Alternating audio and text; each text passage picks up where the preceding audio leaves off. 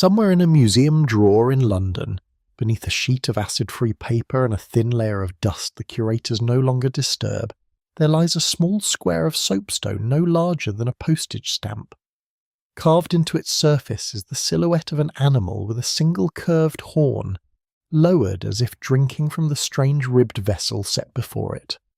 And above the animal's back, arranged with the careful spacing of a sentence, are 5 characters. No human alive can read those 5 characters. No human has been able to read them for nearly 4,000 years, and yet the hand that pressed them into the stone somewhere east of the Arabian Sea around the time the first stones of the Great Pyramid were being lifted into place almost certainly believed their meaning would remain obvious forever.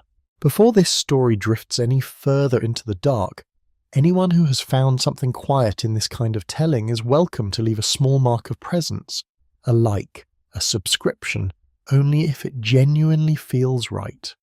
And if there is comfort in knowing others are listening too, perhaps share the name of the city and the hour where this voice is reaching you tonight. There is something strangely consoling about the thought that across many time zones and many darknesses, others are sitting with the same silence, listening to the same unreadable thing. That tiny soapstone seal is not unusual. It is one of more than 4,000 similar objects that have been recovered from a region stretching across what is now Pakistan, northwest India, and a thin sliver of eastern Afghanistan. They are made of the same material, cut to roughly the same size, carved with the same careful hand. Each one shows a creature, sometimes a bull, sometimes an elephant, sometimes a tiger. Most often that single-horned beast that scholars still call the unicorn for lack of any better word. And each one carries a short string of characters above the figure. The longest known inscription, found on a fragmentary signboard at the city of Dholavira, contains 10 symbols. The average inscription contains 5. They are some of the shortest written messages ever found from any literate civilization in human history. And yet they were made by a people who, by every other measure that archaeology can apply, were among the most organized, prosperous, and populous on Earth. Their cities were vast. Mohenjo-daro and Harappa, the 2 best known among them, each housed perhaps 40,000 people at their height. Smaller settlements numbering in the hundreds were scattered across more than 1 million square kilometres, an area larger than ancient Egypt and Mesopotamia put together. The total population is harder to estimate, but most scholars now place it somewhere near 5 million souls at peak occupation around the year 2400 before the Common Era. 5 million people lived along the rivers of the Indus and the long-vanished Saraswati. 5 million people drank from standardized wells, walked along streets laid out in mathematical grids, weighed their grain against cubes of stone cut to the same proportions in every city across the entire civilization. 5 million people produced art, traded with Mesopotamia, built bathing platforms, raised cattle, fired pottery, and pressed those tiny seals into wet clay to mark some message whose meaning was once self-evident. And then they stopped, and the silence began, and it has not ended. The strangeness of this silence is difficult to grasp at first, because the world has grown used to a particular shape of ancient mystery. There is the mystery of the pyramids, but their builders left tens of thousands of texts behind, and scholars long ago learned to read them. There is the mystery of the Sumerians, but their words have been spoken aloud again in lecture halls for over a century. There is the mystery of Stonehenge, but its makers left no writing at all, and the absence is somehow easier to accept than the presence of writing that resists being read. The Indus Civilization is something different. It left writing while abundant, careful, repeating writing set on stone, on copper, on terracotta, on bone. And every attempt to make those symbols speak has failed. Some who have devoted their lives to the problem describe it as standing in front of a locked door whose key was buried in the same earthquake that buried the door itself. Others describe it as overhearing a conversation from another room, where every word is audible but no word is comprehensible. There are perhaps 400 or 500 distinct symbols in the known inventory, though the number varies depending on which scholar is counting and which fragments are included. Some of those symbols appear thousands of times, others appear only once. There are repeated pairs and triplets that suggest grammar of some kind, fixed positions that suggest syntax, common openings that may be names or honorifics or titles. The shape of language is there. Its substance has fled.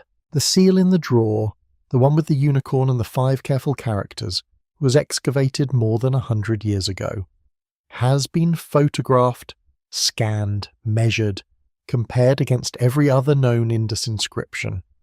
Linguists have submitted it to a statistical analysis. Computer scientists have run it through neural networks trained on the patterns of dead tongues. Indologists have argued over whether the topmost character represents a man, a tree, a star, or a god whose name nobody remembers.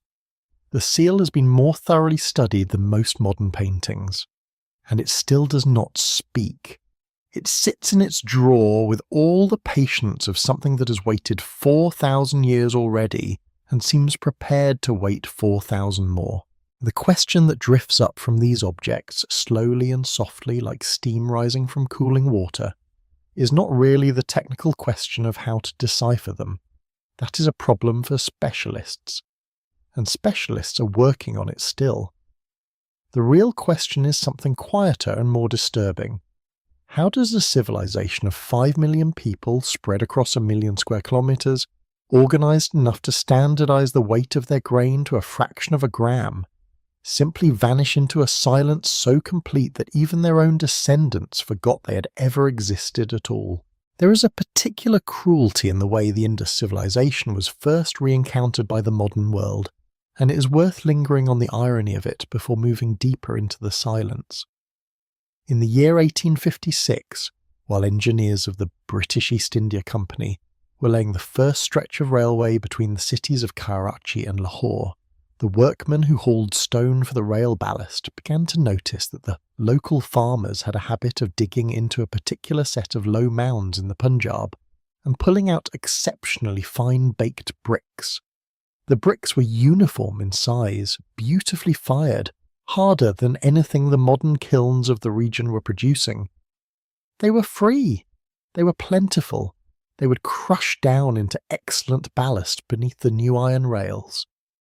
And so for several years, in the heat of those Punjabi summers, the labourers of the colonial railway ground the literate body of a 5,000-year-old civilization into gravel and laid it under the wheels of the trains that carried tea and cotton and the officers of the empire from one end of the subcontinent to the other. How many seals were lost in that process is impossible to say.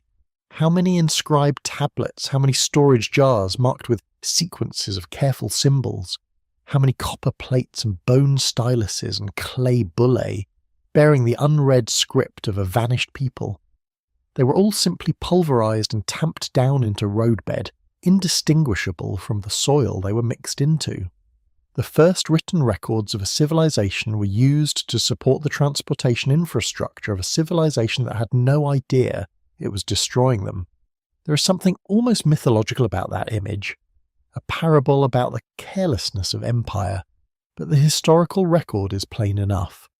The bricks of Harappa held up the trains of the Raj for several years before anyone in the colonial administration began to suspect that something more interesting than rural antiquity was being lost. The first to suspect was Alexander Cunningham, an army engineer turned amateur archaeologist who would eventually become the founder of the Archaeological Survey of India.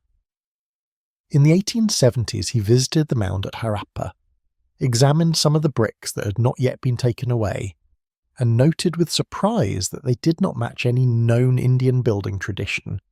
They were too well made. The mound itself was too large, too organised in its outlines. He found a single small seal of soapstone carved with a bull and a row of strange characters, and he sent it to the British Museum. He wrote that the script bore no resemblance to any known Indian alphabet. Not Brahmi, not Kharosthi, not Devanagari, not Sanskrit in any of its written forms. He suggested, cautiously, that it might be foreign in origin, perhaps brought from somewhere further west by merchants or invaders. He could not bring himself to suggest the truth, because the truth had not yet become thinkable. He filed his note. He moved on to the more glamorous excavations of Buddhist stupas, and the seal was placed in a museum drawer where it sat in obscurity for another 50 years. The civilization waited. The mounds continued to crumble. Farmers continued to dig their bricks. The trains continued to run on roadbeds salted with crushed inscriptions.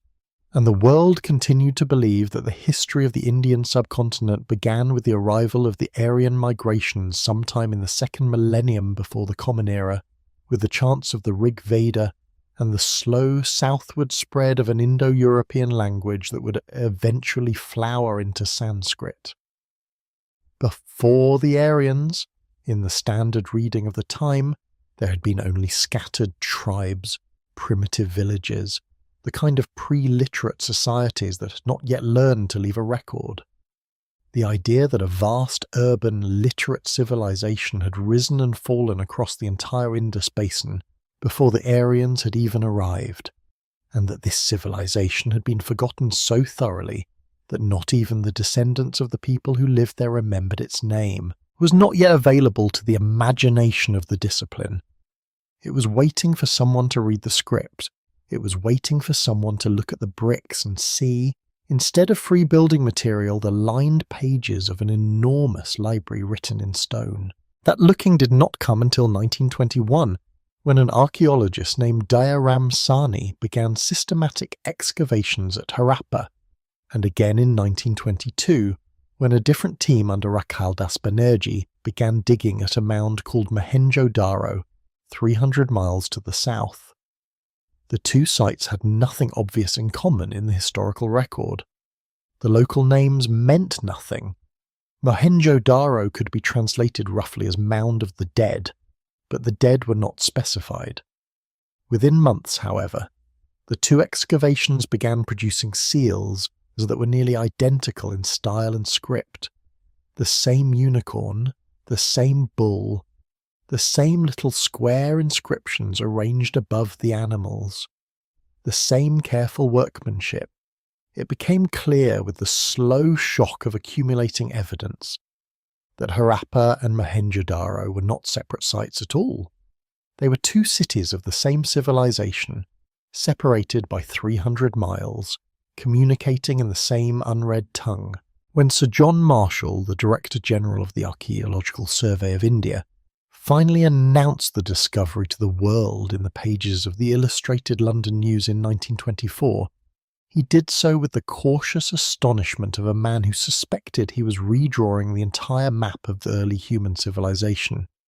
He noted that the artefacts emerging from the Indus mounds bore comparison with those of Sumer and Akkad, that they spoke of urban life of remarkable sophistication, that they predated the arrival of any Indo-European population in the region by at least 1,000 years. He admitted that the script could not be read and that the language was unknown. He confessed that the makers of these cities had no name in any surviving text, no place in any genealogy, no shadow in any later memory. They had been there, then they had been gone, and the only thing they had left behind that might one day speak again, the script on the seals, refused to do so. What followed over the next century was the slow archaeological reconstruction of what had been thrown into the railway ballast. Over 1,500 sites have now been catalogued across modern Pakistan, India, and parts of Afghanistan. Some are barely a few houses, others, like the city of Dholavira on the salt flats of Kutch, contain elaborate water management systems that hint at engineering knowledge centuries ahead of their time. And all of them, every single excavated city, every village, every outpost, Kabul, contains some fragment of the same impossible writing. Each seal in its drawer, each shard in its tray, each carved tablet in its labelled box, waits for someone to find the key that no one has yet been able to forge. The full scale of what had been forgotten took several generations to come into focus, and even now, with satellite surveys and ground-penetrating radar, and decades of careful spade work, the dimensions of the Indus civilization remain difficult for the modern mind to hold steady.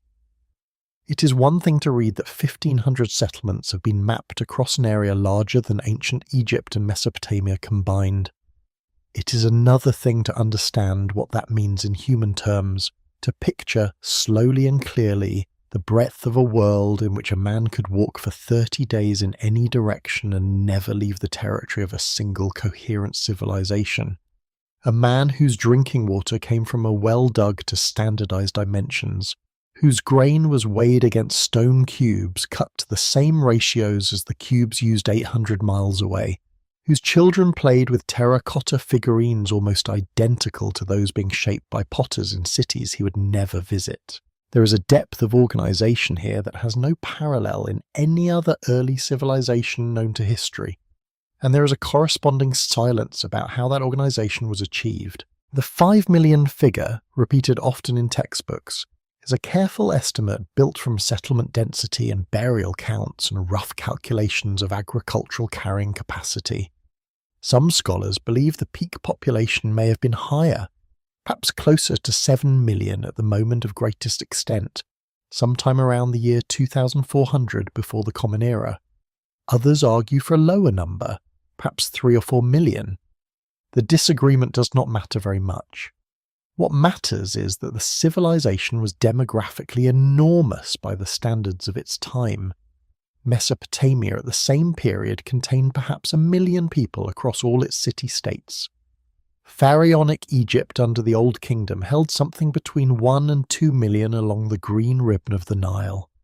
The Indus dwarfed them both, and yet the names of its kings, if it had kings, are unknown. The dates of its wars, if it had wars, are unrecorded.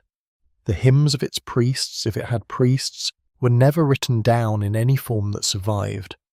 Or more accurately, they may have been written down repeatedly on those 4,000 seals, and yet no one can say what they meant. There is something deeply strange about walking through the excavated streets of Mohenjo-daro and trying to feel the absence of authority. The city was laid out on a grid, oriented to the cardinal directions, with the main thoroughfares running roughly 30 feet wide and the smaller residential lanes branching off at right angles. The houses were built of standardized baked bricks in a ratio of 4 to 2 to 1, a ratio so consistent across all known Indus cities that it has been called the Harappan brick standard. The drains beneath the streets were covered with carefully fitted stone slabs, and they led to centralized waste pits that were cleaned at regular intervals. Many houses had private bathrooms with sloped floors and built-in drainage. Some had multi-story plumbing that channeled water from upper-floor washing areas down through the walls and out into the main sewer line. The whole system would not be matched anywhere in the world for at least another 2,000 years, and in some respects would not be matched in Western Europe until the 19th century after the Common Era. Someone planned this, someone enforced this, someone made sure that the bricks were the right size and that the drains were laid before the houses were built and that the streets aligned across miles of urban sprawl, yet no one knows who. This is perhaps the most disorienting feature of the Indus mystery, more disorienting in some ways than the unread script itself. In every other ancient urban civilization, the archaeology screams the presence of power. Egypt left pyramids and temples and stelae glorifying named pharaohs. Sumer left ziggurats and palaces and tablets listing the year-by-year reigns of named kings. The Maya carved their dynasties into stone with the dates of accession spelled out in glyphs that have been read and confirmed against eclipses.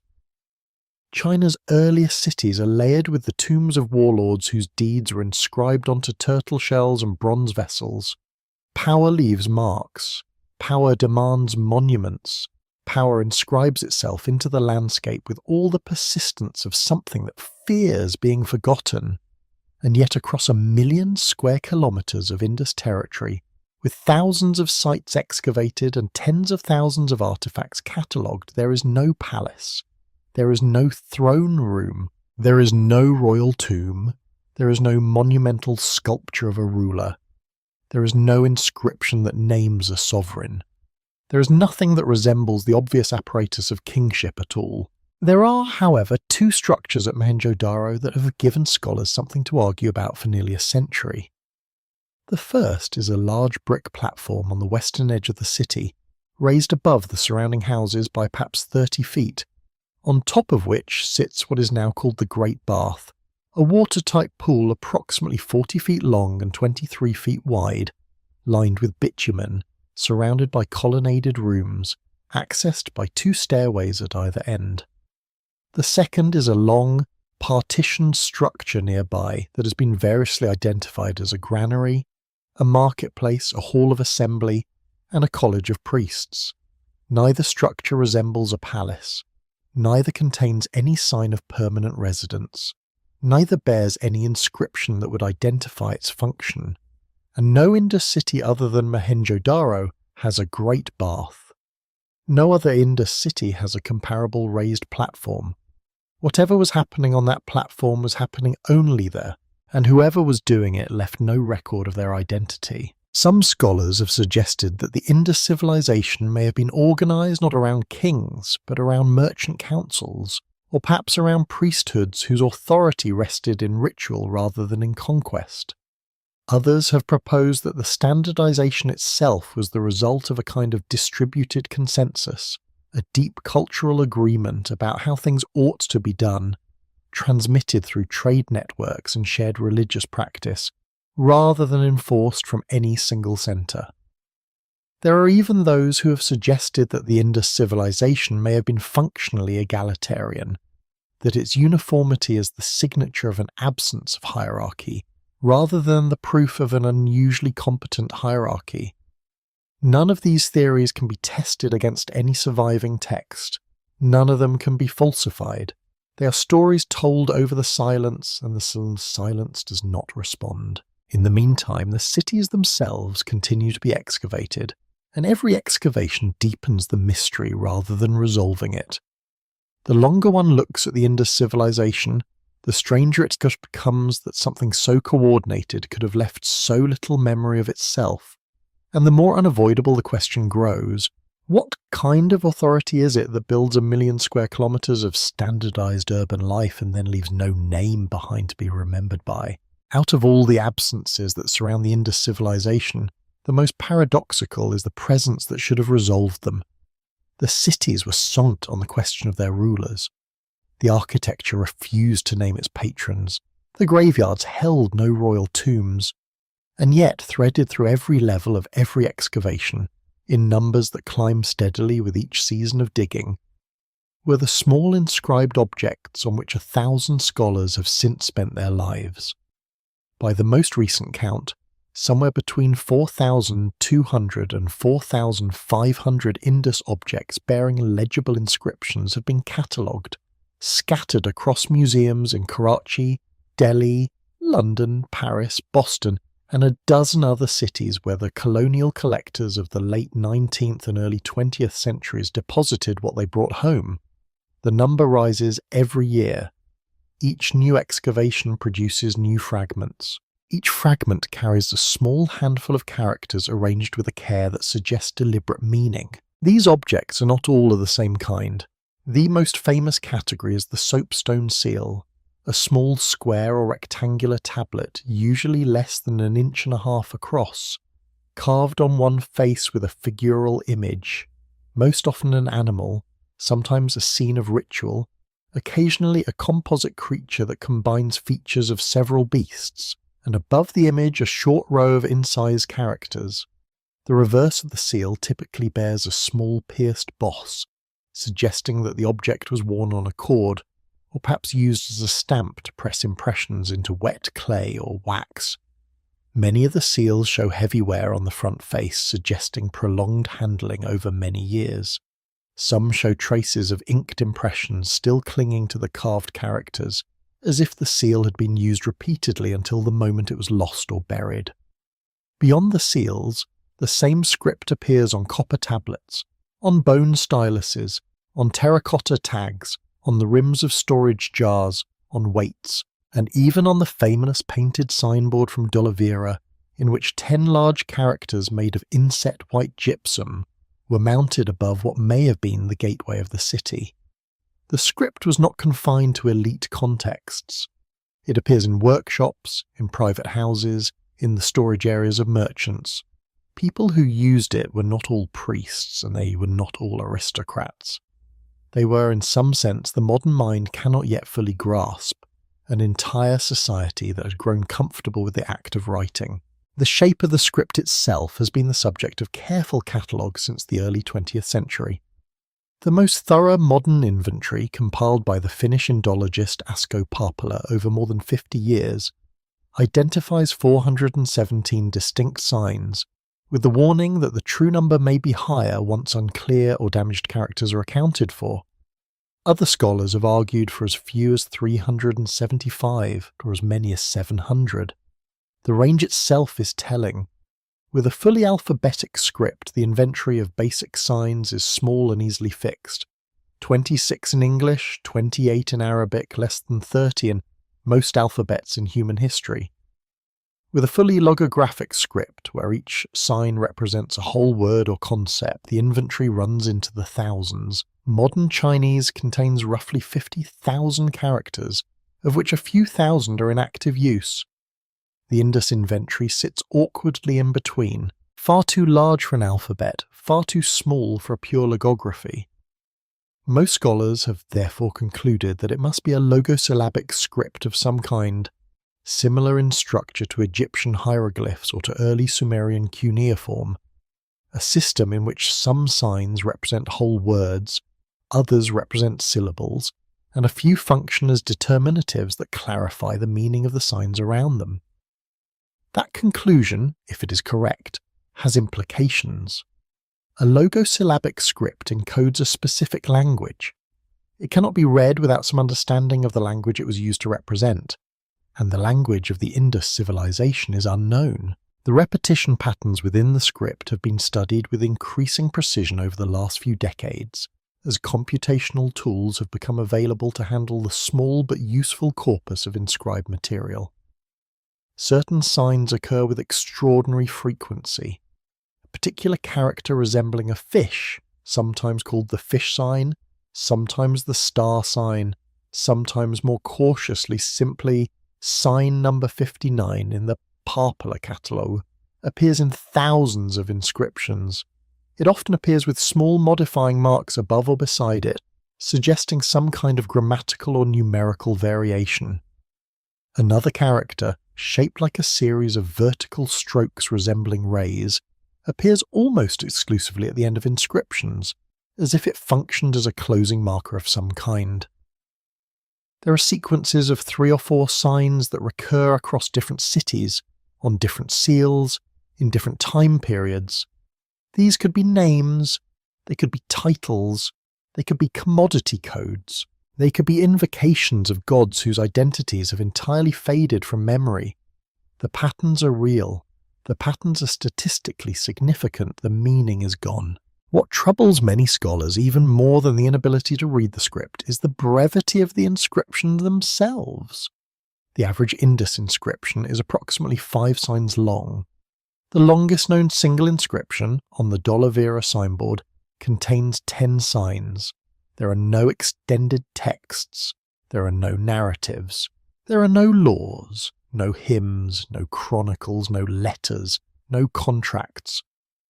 By comparison, the early texts of Sumer and Egypt include inscriptions running to dozens or hundreds of signs, sometimes covering whole tablets or temple walls.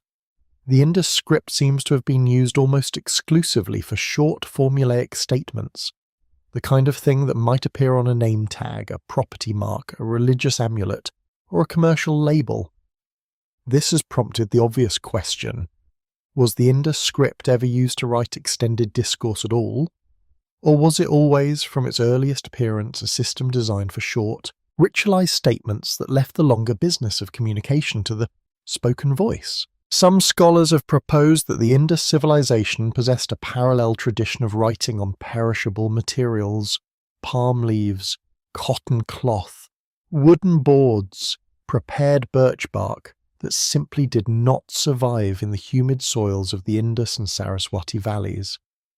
If true, this would mean that everything that has been recovered represents only the most durable and ceremonial fraction of a much larger written culture. while the bulk of it, the everyday correspondence, the religious literature, the historical records, has rotted into nothing over 4,000 years of monsoon and flood. The hypothesis is plausible. It cannot be confirmed because nothing survives. It also cannot be ruled out because the climate of the region is genuinely hostile to organic preservation, and so the script floats in this uncertain space, possibly the entire written output of a literate civilization, possibly only the surviving sliver of a vast lost library that washed away in the rains of millennia ago. The fish sign continues to appear in its thousands on objects scattered across half a continent. It is one of the most repeated written characters from the ancient world, and no living person can say with any certainty what it ever meant. The history of the attempts to make the fish sign speak, and the rays speak, and the unicorn's 5 careful characters speak, is a history of brilliant men and women slowly losing their composure over a problem that has refused to yield for a century. It is also a history of the strange way in which the Indus Script has acted as a mirror, reflecting back to each generation of scholars the assumptions they brought with them about who the Indus people must have been and what their language must have looked like. Every decipherment proposal in the long catalogue of failed attempts is, in some sense, an autobiography of the person who proposed it. And no two autobiographies quite agree. The earlier serious efforts began in the years immediately following the announcement of the discovery in 1924. Sir John Marshall himself, in his 3-volume report on the excavations at Mohenjo-daro, suggested that the script might be related in some distant way to early Sumerian cuneiform, on the basis of the apparent typological similarities between the two systems and the established evidence of trade between the Indus and Mesopotamia. Marshall did not attempt a decipherment of his own, but he opened the door for those who would. Within a few years, the Hungarian linguist Vilmos Hevesi had published a thick monograph arguing that the Indus script was directly related to the script of Easter Island, the so-called Rongorongo, on the basis of certain visual similarities between individual signs. The proposal was greeted with polite skepticism by most scholars, and it has not survived into modern serious discussion, but it captures something important about the atmosphere of those early decades. The script was so strange and the connections to any known tradition so tenuous that almost any wild hypothesis could find a hearing. There were proposals linking the Indus signs to the writings of ancient Iran, to the early Cretan linear scripts, to Proto-Sinaitic, to the still undeciphered scripts of the Proto-Elamites in the highlands east of Sumer. Each proposal rested on a handful of visual coincidences and a great deal of hopeful imagination. None of them produced a readable text. The serious turn in the field came in the late 1930s, when the British archaeologist Mortimer Wheeler took over the directorship of the Archaeological Survey of India and began promoting a particular reading of the Indus story that would dominate Western scholarship for nearly half a century. Wheeler had served in the military and brought the instincts of a soldier to his archaeology. He saw in the abandoned cities of the Indus the signature of a civilization that had been overthrown by force. He pointed to a small number of skeletons found in the upper layers of Mohenjo-daro, bodies that had not been buried, that lay sprawled in streets and houses as if they had fallen where they died. He pointed to the discontinuity between the Indus material culture and the later Indo-European culture of the Vedic period, and he proposed in language that would become famous that the Indus civilization had been destroyed by the invading Aryans. The script, in Wheeler's view, was therefore the dying voice of a pre-Aryan people, probably speaking a language related to the Dravidian tongues that still survive in the south of India and that may once have covered the whole subcontinent. Decipher the Dravidian connection, Wheeler implied, and the script would speak. The Dravidian hypothesis became the most enduring and influential of all the decipherment frameworks, and the man who would spend his life developing it was the Finnish Indologist Asko Parpala, working out of the University of Helsinki from the 1960s until his death in early adulthood of the 21st century. Harappa believed deeply that the Indus people had spoken an early form of Dravidian, and that the surviving Dravidian languages, Tamil, Telugu, Kannada, Malayalam, and the smaller tribal tongues of central and southern India, preserved the bones of that ancestor language well enough to be used as keys. He spent decades reconstructing what he believed to be plausible Proto-Dravidian readings for individual Indus signs. The fish sign, he argued, might be read as the Dravidian word for fish, mi'in, which in many Dravidian languages also serves as the word for star. The same sign might therefore appear in inscriptions that referred to celestial bodies, to deities associated with the heavens, to astronomical events, or to the calendar. Harappa produced detailed readings of several seal inscriptions on this basis. He believed the script was telling him about the Pleiades, about the planet Mars, about ritual cycles tied to specific seasons. He published thousands of pages of careful argument. He won awards. He was respected by everyone who worked in the field. And the readings he produced have never been independently verified. And most scholars today, even those who accept the underlying Dravidian framework, decline to follow him into the specific decipherment of individual signs. There were rivals. The Russian-Soviet team under Yuri Knorosov, the same Knorosov who would later become famous for breaking the Maya script, turned its computational resources on the Indus signs in the 1960s and 70s, applying methods of statistical analysis that had only recently become available with the rise of early computing. The Soviet team produced what they called positional analyses, showing which signs tended to appear at the beginnings or ends of inscriptions, which signs tended to follow which others, which signs functioned as suffixes or prefixes. The work was mathematically careful. It did not produce a decipherment either. There were Indian scholars working from a different cultural premise who argued that the script must encode an early form of Sanskrit or a precursor to it, on the grounds that the Indus civilization could not be entirely separated from the later Vedic tradition that flourished in the same geographical region. There were heterodox proposals tying the script to ancient Egyptian, to Akkadian, to Etruscan, to Sumerian, to the language of the early seafaring peoples of the Persian Gulf. The bibliography of proposed decipherments now runs to hundreds of papers. None of them has been accepted by the scholarly community as a whole. What is striking in surveying this long catalogue of attempts is how confident each proposer was at the moment of publication. They all believed they had found it. They all believed the others were missing something obvious. They all produced readings that, to the eye of an outsider, appeared coherent and even elegant. And yet none of them could reproduce on a second seal the success they claimed on the first. The script slipped from each grasp the moment the grasp tightened. It was as if the language inside the symbols knew it was being approached, and faded back into the stone whenever a reader came too close. The Indus civilization had been buried, then forgotten, then rediscovered, then crushed under railway tracks, then catalogued, then statistically analysed, then computationally modelled, then debated by some of the finest minds in linguistics and archaeology for over 100 years, and it had not spoken. Its silence began to take on the quality of a deliberate refusal, and in the early years of the 21st century, 3 scholars would publish a paper that would put that refusal into words and ask, with a directness that few before them had dared, whether the script had ever been speaking at all. The paper that broke the long peace of the field was published in the year 2004 in a journal called the Electronic Journal of Vedic Studies, and its 3 authors had reason to expect that what they were about to say would not be welcomed. Steve Farmer was an independent comparative historian trained at Stanford with a reputation for sharp polemic and a willingness to argue against established consensus.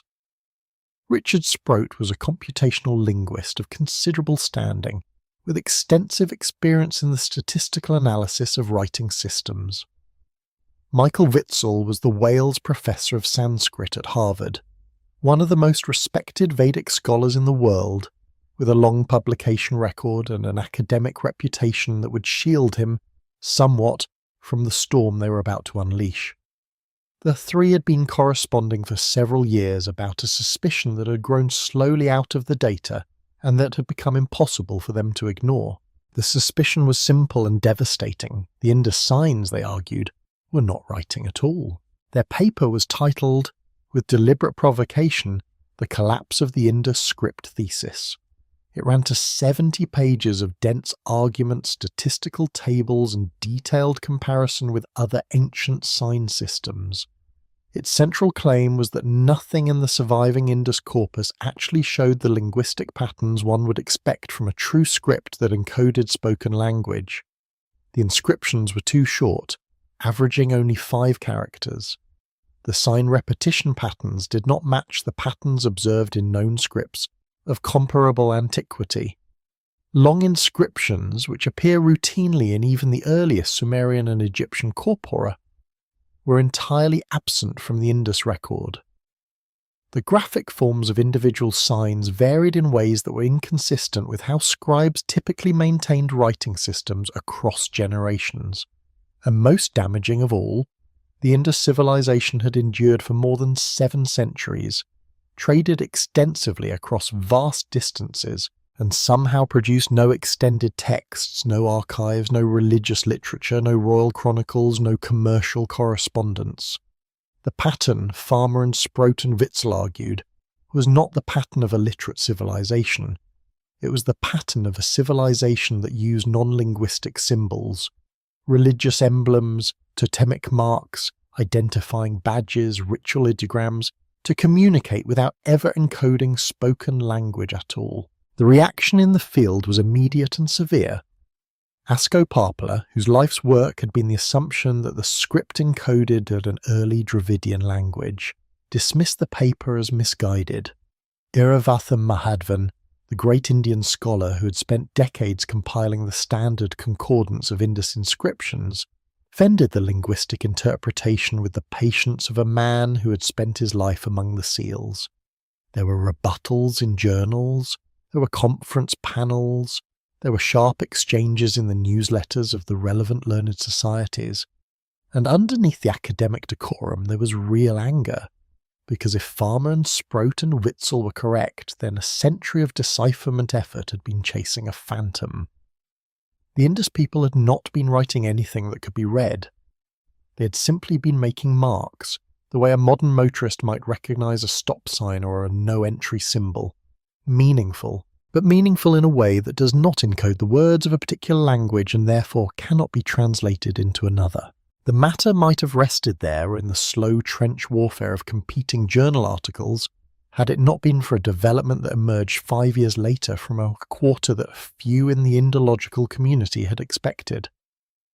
In the year 2009, a team led by the computer scientist Rajesh Rao at the University of Washington, working in collaboration with researchers in India and the United States, published a paper in the journal Science applying modern information theoretical techniques to the Indus corpus. They calculated the conditional entropy of the script, a measure of how predictable the next sign is, given the signs that have come before it, and compared the resulting value against the entropy profiles of known writing systems, of non-linguistic symbol systems, and of randomly generated sequences. The result was striking. The Indus script's entropy profile did not match the profile of non-linguistic symbol systems. It did not match a random sequence either. It fell squarely within the range of confirmed writing systems, somewhere between Sumerian cuneiform and Old Tamil. The signs, by this measure, behaved like a real language. The Rao study did not decipher the script. It did not propose a reading of any single inscription. What it did was throw a heavy stone into the calm pool that Farmer and Sproat and Witzel had spent 5 years trying to leave undisturbed. The three responded. They argued that the entropy method itself was flawed, that the Indus corpus was too small for the statistical claims to carry the weight Rao had placed on them, that even non-linguistic sign systems could produce similar entropy profiles under certain conditions. Rao and his collaborators replied. The debate ran for several more rounds. It has never been definitively resolved. Most working Indologists today operate on the cautious assumption that the script does encode language, because the alternative is too disturbing to accept without overwhelming proof. But the doubt that the three scholars introduced has not gone away, and it haunts the field still. What lingers in the long shadow of that controversy is something larger than a technical dispute about entropy values. The three skeptics had asked a question that the field had been quietly avoiding for a century. If the Indus people were truly literate, where are their books? Where are their longer texts? Where are the records that any urban civilization of comparable size should have produced? The answer, if there is one, may be the one that the deciphering scholars have always offered: that the books rotted away on palm leaves and cotton cloth in the humid soil, that only the imperishable seals and tablets survived. But this answer requires one to believe in an enormous library that has left no trace beyond the small handful of signs that escaped onto stone. It requires one to believe in a civilization that wrote prolifically and then lost everything that mattered, leaving behind only the labels and the seals and the property marks, like a great library, reduced to its book plates. There is another possibility, harder to articulate and harder still to dismiss. Perhaps the Indus civilization had reached a level of social complexity that permitted full literacy and chose not to extend that literacy to the writing of extended discourse. Perhaps it possessed a culture in which long-form knowledge was carried orally by trained memory, the way the later Vedic priests would carry the Rig Veda for 15 centuries without committing it to writing. Perhaps the seals were always the entirety of the script's purpose: names, titles, ritual identifications, sacred formulas, brief invocations meant to be recognized rather than read aloud. If that were the case, then the Indus script was never meant to be decipherable in the way Egyptian hieroglyphs or Sumerian cuneiform are decipherable, because it was never meant to carry the load that those systems carried. It was always, from its first inscription to its last, a system of marks for things that were already known. If that is true, then the silence of the Indus is not a wound, it is a wall, and the wall was put there on purpose. The possibility that the Indus civilization had hidden things on purpose returns to the mind every time one walks, in imagination or in reality, through the streets of Mohenjo-daro, and stands before the large brick platform that occupies the western edge of the city. The platform itself is not subtle. It rises some 25 feet above the surrounding residential blocks, a great rectangular mass of fired brick and rammed earth, accessible by ramps and stairways, occupying an area of nearly 5 hectares.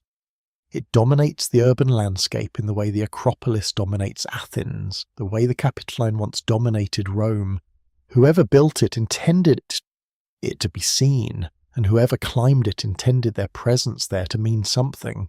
And yet, having climbed it and stood among the ruins of the structures that crown it, no scholar in 100 years of examination has been able to say with any confidence what those structures were for.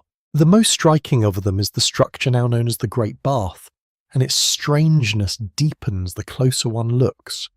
It is a sunken rectangular pool lined with finely fitted brick, sealed against leakage with a coating of bitumen so meticulously applied that the basin still holds water in the dry season, nearly 5,000 years after it was built.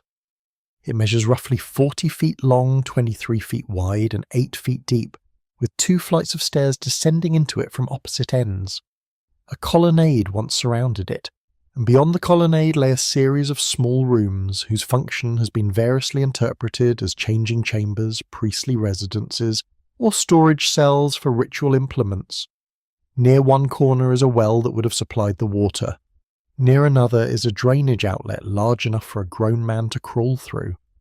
Everything about the construction speaks of careful planning, considerable expense, and a clear intention that the pool would be used. But used for what? This is the question that has haunted every scholar who has stood at its edge.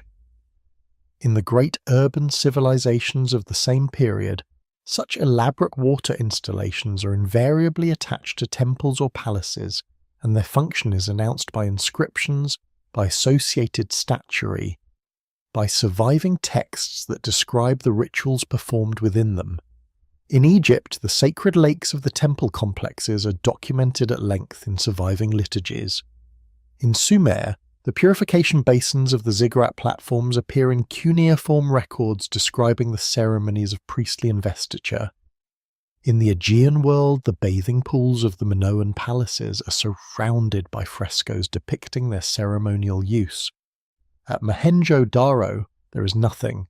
No inscriptions, no reliefs, no statuary, no surviving textual tradition of any kind that might explain what the Great Bath was. There is only the pool itself, perfectly engineered, perfectly preserved, perfectly silent.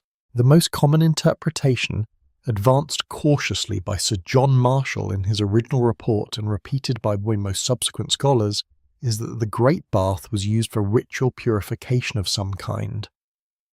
This guess rests partly on the absence of any obvious utilitarian purpose. The pool is far too small to serve as a public swimming bath for a city of 40,000 people, and far too elaborate to have been merely a reservoir, and partly on the analogy of later South Asian religious traditions, in which sacred bathing has played an enormous role for at least the last 3,000 years. The great rivers of India are still considered ritually purifying. Pilgrims still descend in tens of millions each year to immerse themselves in the Ganges, the Yamuna, the Godavari. The temples of South India still feature large tanks of consecrated water in which devotees bathe before entering the inner shrines. If such practices already existed in some form during the Indus period, then the Great Bath would fit naturally into the same tradition. The trouble is that the analogy is being read backward across 5,000 years, and into a culture whose religious life cannot be confirmed from any surviving Indus source. It is a guess that feels plausible, but at least it remains a guess. The deeper strangeness of Mohenjo-daro, and of every other Indus city that has been excavated, is the systematic absence of the religious infrastructure one would expect to find around such a pool. There are no temples. There is no structure that can be unambiguously identified as a house of any god. There are no large-scale public altars. There are no monumental shrines. There are no statues of deities standing where any visitor could see them and recognize the divine personality being honoured. There is the Great Bath, and there are the residences, and there are the workshops, and there are the granaries, and there is the writing on the seals, but the visible architecture of religion, the part that other ancient civilizations made enormous and unmissable, simply is not there. This absence has driven the scholars to study the small things even more closely than usual, because if there are no temples, then whatever religious life the Indus people possessed must be reconstructed from the figurines, the seals, the small terracotta tablets, the symbolic motifs carved on amulets. Out of this slow, painstaking work has emerged a strange catalogue of recurring imagery whose interpretation is contested at every point. There are seals depicting a horned figure seated in what appears to be a yogic posture, surrounded by animals, a composition that early scholars enthusiastically identified as a proto-Shiva, on the grounds of certain superficial resemblances to later Hindu iconography.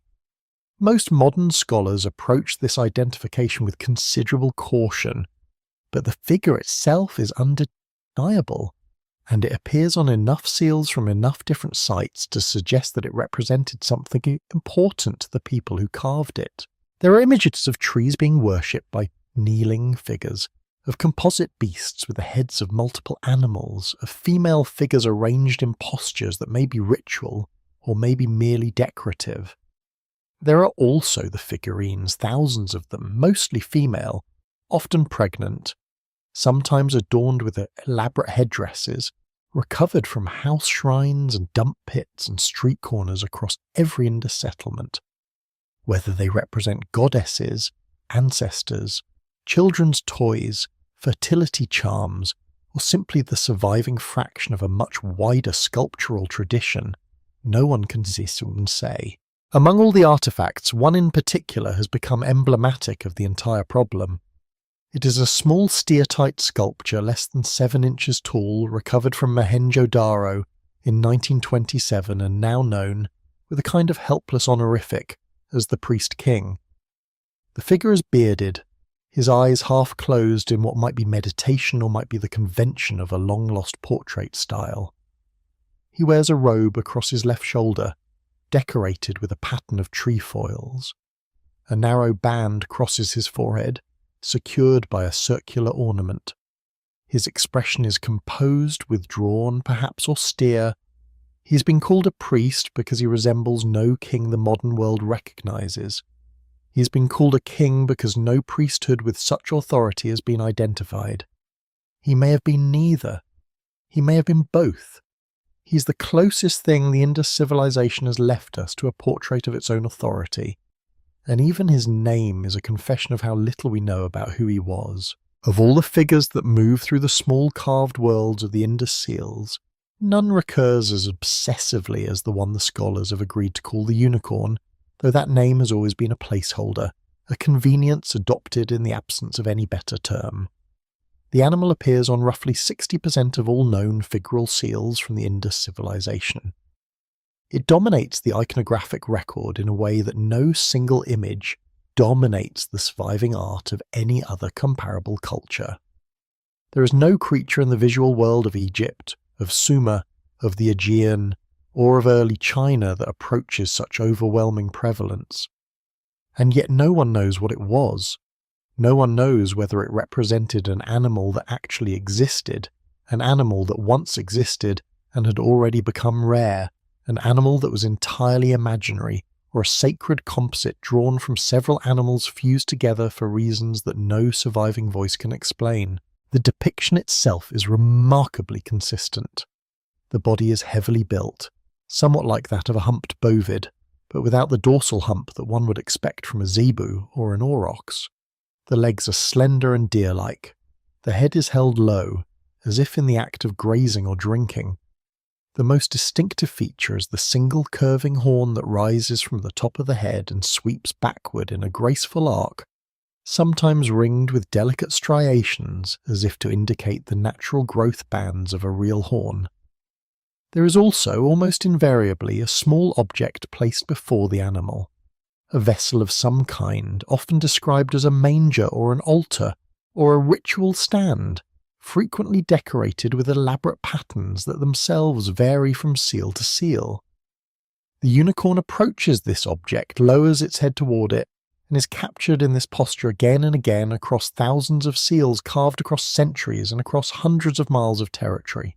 Early scholars, looking for any familiar handhold in this strange iconography, suggested that the unicorn was simply a representation of a real animal viewed from a particular angle.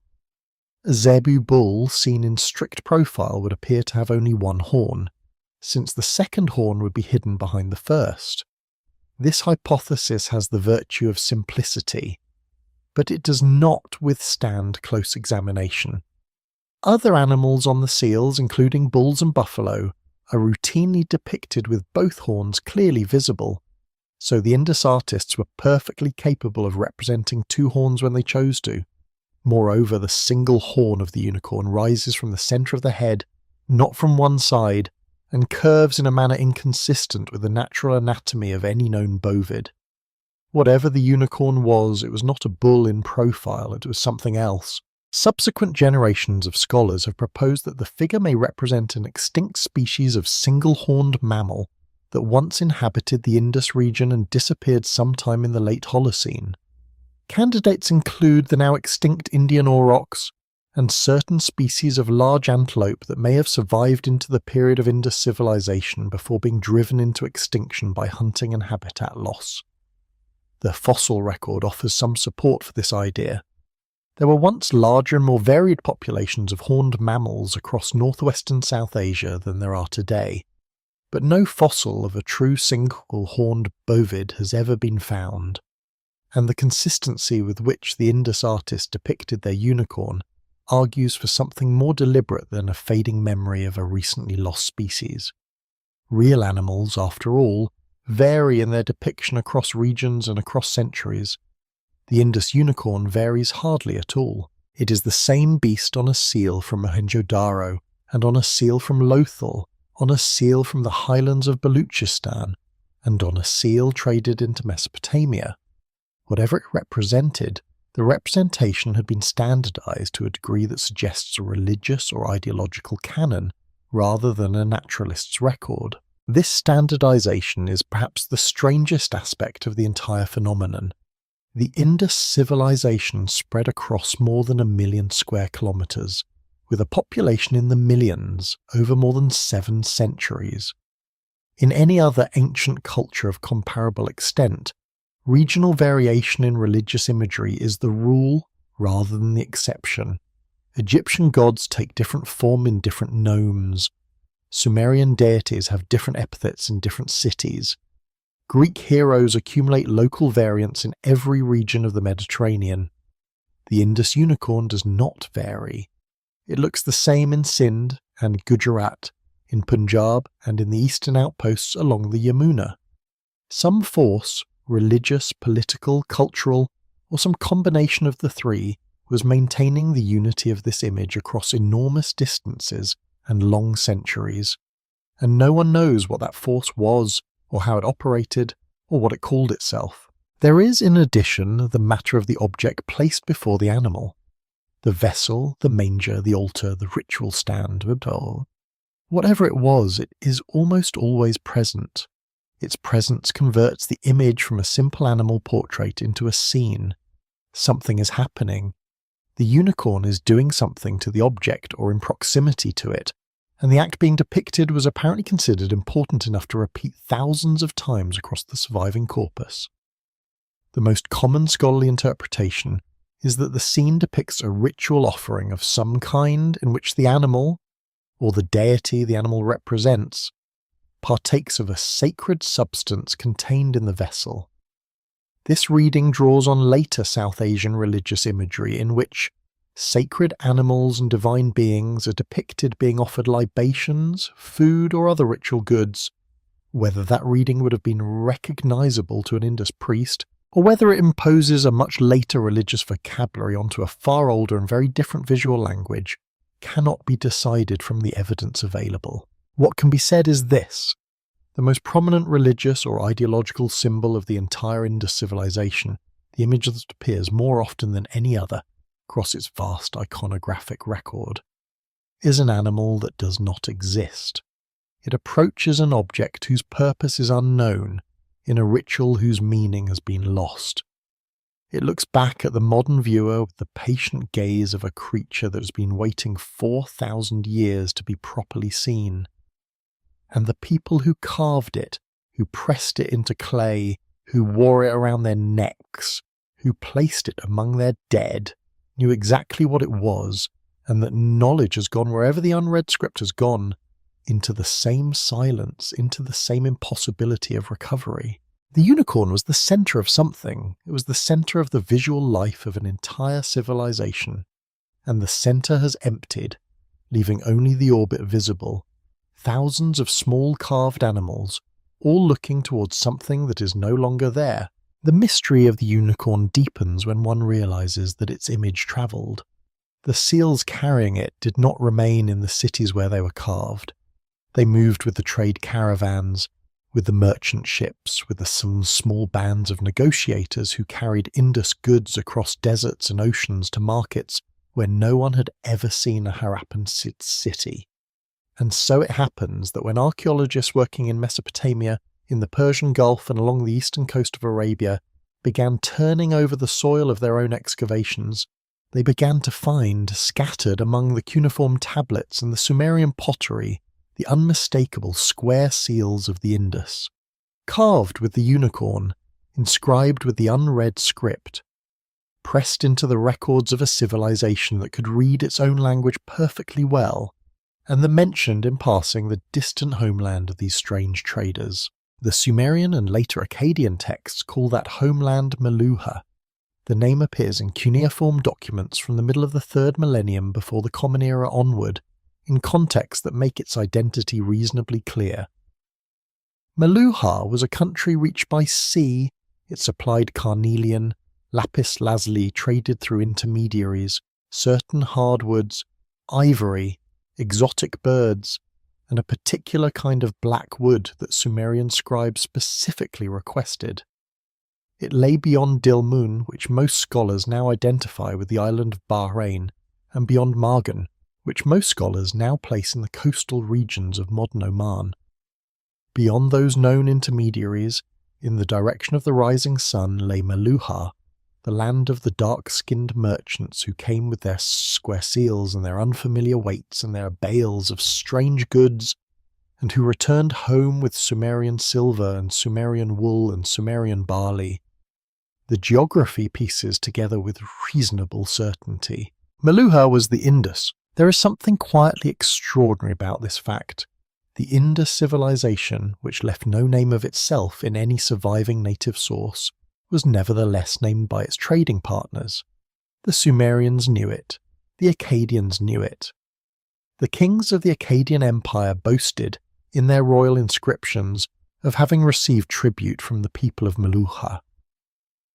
Sargon of Akkad, the great conqueror who in the 24th century before the Common Era united Mesopotamia under a single throne, declared in one of his standard inscriptions that the ships of Meluhha, Magan, and Dilmun moored together at the quay of his capital city. The image is striking. In the great commercial heart of the Akkadian Empire, sometime around 2,300 years before the Common Era, the merchants of the Indus would have walked the same streets as the merchants of the Persian Gulf and the merchants of southern Mesopotamia, negotiating in some shared language of trade, perhaps an early form of Akkadian, perhaps a now vanished trade pidgin, closing deals that were sealed with the impression of those square stamps with their carved animals and their 5 untranslatable signs. The seals themselves have been found in archaeological deposits across the entire ancient Near East. The largest concentration outside the Indus territory itself is at the sites of Dilmun, on Bahrain and the adjacent coastline, where Indus-style seals appear alongside locally produced imitations whose script is sometimes a clumsy approximation of the real thing.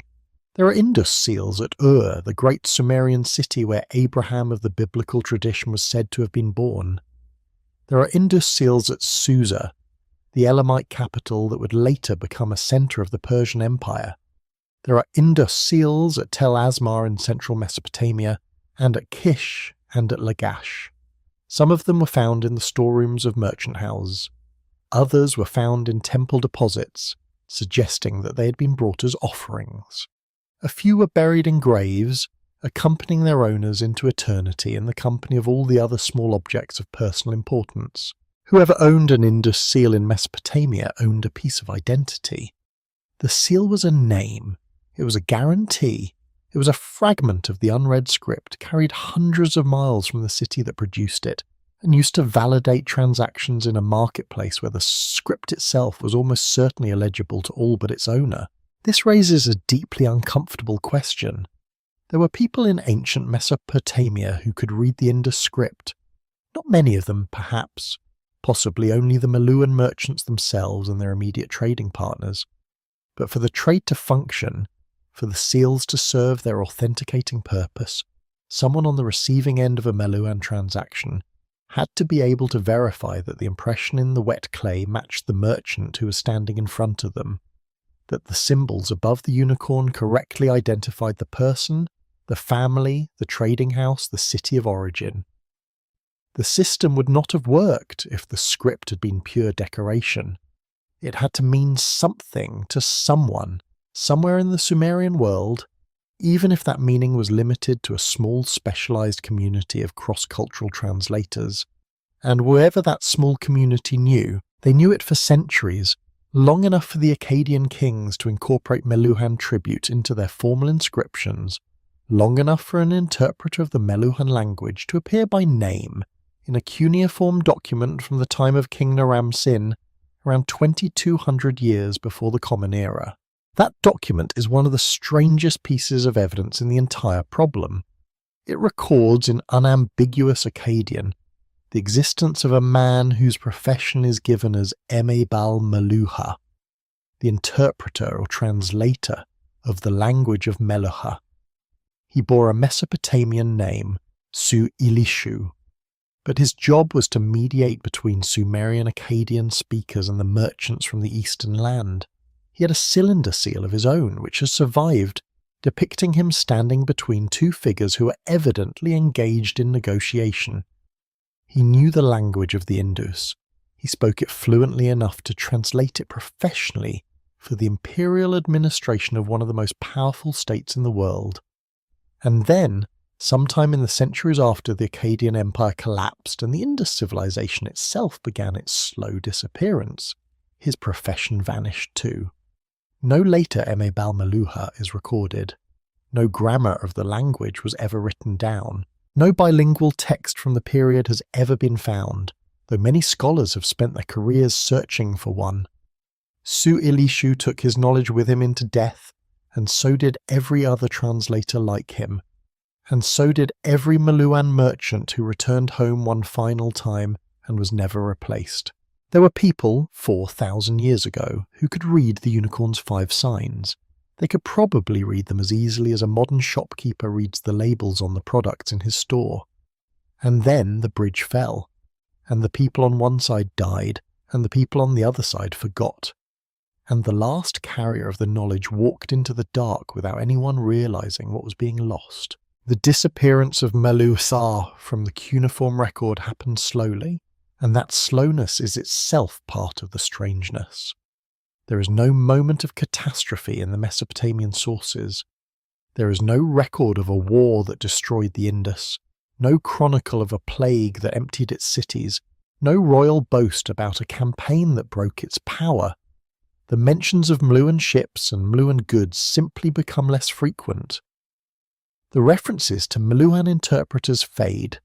By the early second millennium before the Common Era, the name itself begins to drift in meaning, until in some later texts it has been transferred to other distant lands, perhaps to coastal Africa or to the southern Arabian Peninsula, as if the original Meluhha had become so faint in living memory that scribes were no longer sure where it had been. The trade ended. The seal stopped arriving, and on the other side of the Arabian Sea the cities themselves had begun the long, quiet process of being abandoned.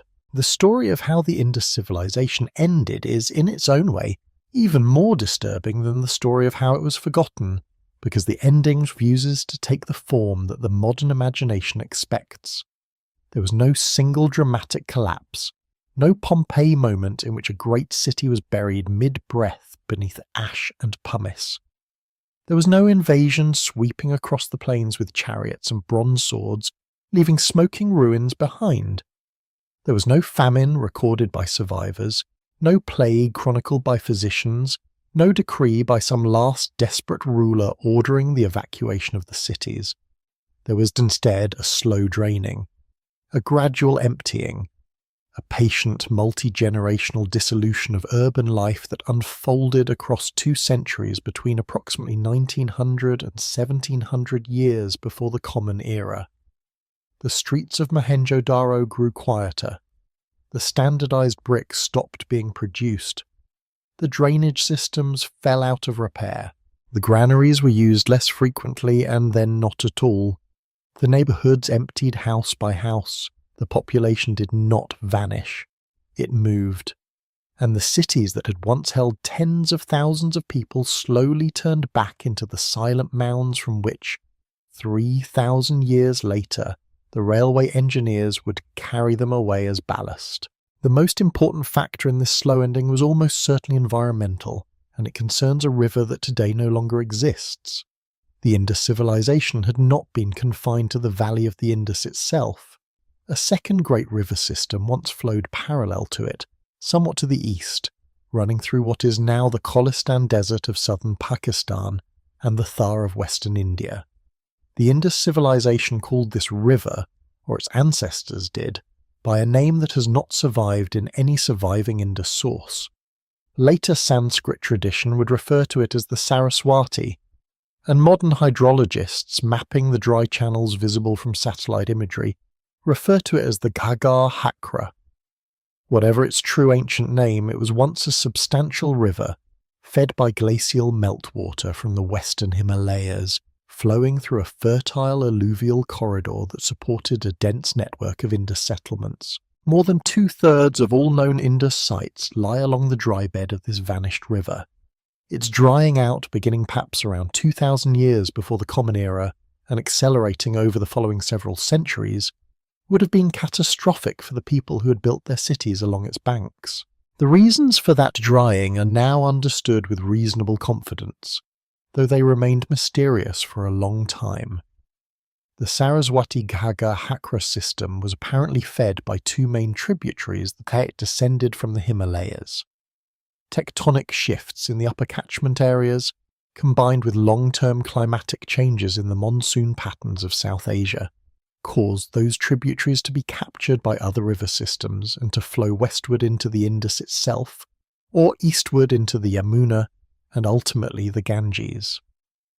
The Saraswati was deprived of its mountain source. It continued to flow for some time on monsoon runoff alone, but the monsoon was also weakening across the second millennium before the Common Era, as a broader climatic shift gripped much of the northern hemisphere. By the time the centuries of decline were over, the great river was a series of seasonal streams, and finally a dry channel marked only by ribbons of slightly greener vegetation snaking through the desert. The cities along its banks could not survive. Their populations migrated mostly eastward and southward into regions where the rivers still flowed. They took with them whatever they could carry, and what they left behind, the rains and the dust slowly buried. There is a deep irony in the fact that one of the most successful early civilizations in human history was undone not by a war but by a river. The Indus people had built a society that could withstand almost any human threat. They had no obvious external enemies.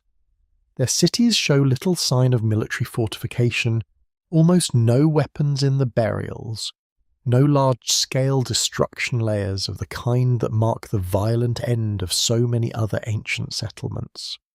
The walls of Mohenjo-daro and Harappa were probably defensive against floods rather than against armies. The Indus had organized itself for prosperity and peace, and when the climate changed, the prosperity and peace had no answer. The population dispersed, the standardization broke down, the seal stopped being made, because the network of merchants and administrators who needed them had unraveled.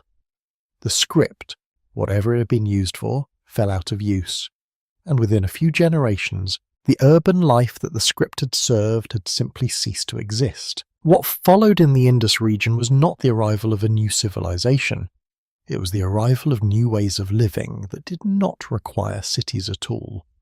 The descendants of the Indus people, now scattered across the river valleys of northern India, took up pastoral and agricultural lifestyles, lived in smaller villages, raised cattle, planted millet, and intermarried over centuries with the slowly arriving populations of Indo-European speakers who would later compose the hymns of the Rig Veda. The genetic studies of the modern populations of the subcontinent confirm what the archaeology has long suggested. The Indus people did not disappear. They are still here, woven into the ancestry of hundreds of millions of South Asians. What disappeared was the form of life they had built, the urban civilization, the standardized world, the writing system that had once held it together. The body survived. The civilization did not. The script went with the civilization. The unicorn went with the script, and when the later sages of the Vedic tradition began composing their hymns, perhaps only a few centuries after the last Indus city had been abandoned, they apparently had no memory of the great urban world that had preceded them. Or if they had a memory, they did not record it in any way that has survived. This is the deepest silence of all. Not just the silence of the script, but the silence of the inheritance. 5 million people had been one thing, their descendants became something else. and between the two a forgetting opened that no Vedic verse and no later legend has ever quite filled. There is something almost intolerable about returning after the long arc of the Indus story to the small detail of those crushed bricks beneath the railway tracks of the Punjab. It seems at first like a footnote, a regrettable but ultimately minor episode in the colonial mismanagement of an antiquity that no one yet understood. But the longer one sits with it, the more it begins to look like something else, a parable of how the deepest knowledge can be lost, not through cataclysm or conquest, but through the patient, unceremonious carelessness of people who simply do not know what they are walking on. The ballast under the Karachi-Lahore line was not destroyed by malice, it was destroyed by indifference. And indifference, more than any disaster recorded in the chronicles of antiquity, may be the true engine of forgetting. The numbers are difficult to recover with any precision, but they can be approximated through the surviving documentation of the railway construction. The line between Karachi and Lahore, built in stages through the 1850s and 60s, was approximately 700 miles long. Standard practice in the construction of such a line called for a continuous ballast layer about a foot deep and several feet wide, requiring on the order of millions of cubic yards of crushed stone or fired brick. The local population, accustomed to scavenging building material from the ancient mounds that dotted the landscape, were employed to supply much of this volume from sites near the rail route. Harappa was one of the largest such sources. The Pakistani archaeologist Muhammad Rafiq Mughal, working in the late 20th century to document the extent of the damage, estimated that at least 100 miles of railway bed had been laid using bricks pulled from Harappa alone, and that several other major Indus sites, including unrecorded ones whose names no longer exist in the gazetteers, were similarly stripped. The mounds were quarried for years. The bricks were graded, sorted, broken into smaller pieces, and tamped into place. The seals and tablets and inscribed fragments that came up with the bricks were either thrown aside as worthless or, in rarer cases, kept by individual workmen as curiosities, eventually sold to passing officials or traders and entering the antiquities market in piecemeal fashion. What was destroyed in this process can never be fully reckoned. The total brick yield of Harappa alone was sufficient by some estimates to have included tens of thousands of inscribed objects, most of them ground into ballast before they could be examined. The mounds of Mohenjo-daro fared somewhat better, only because they were further from the rail route and the local population was less organised in their quarrying. Smaller Indus sites that lay directly on the construction path were obliterated entirely, leaving no archaeological record behind because the archaeologists had not yet arrived to make one. There may have been settlements whose names appeared nowhere in any cuneiform document, whose seals carried inscriptions different in character from any that survive in the major collections, whose contribution to the eventual decipherment of the script could have been decisive, and they were turned into roadbed. They went into the foundation of a transportation system whose entire reason for existence was to move British administrators, British soldiers, and British commodities more efficiently across a colony that was being administered as if its own past did not exist. There is a particular form of cultural violence in this kind of loss, and it is worth naming it carefully. It is not the violence of a conqueror who burns a library because he hates what it contains. That kind of violence at least acknowledges what is being destroyed. It admits, in the very act of destruction, that the thing being destroyed possessed value.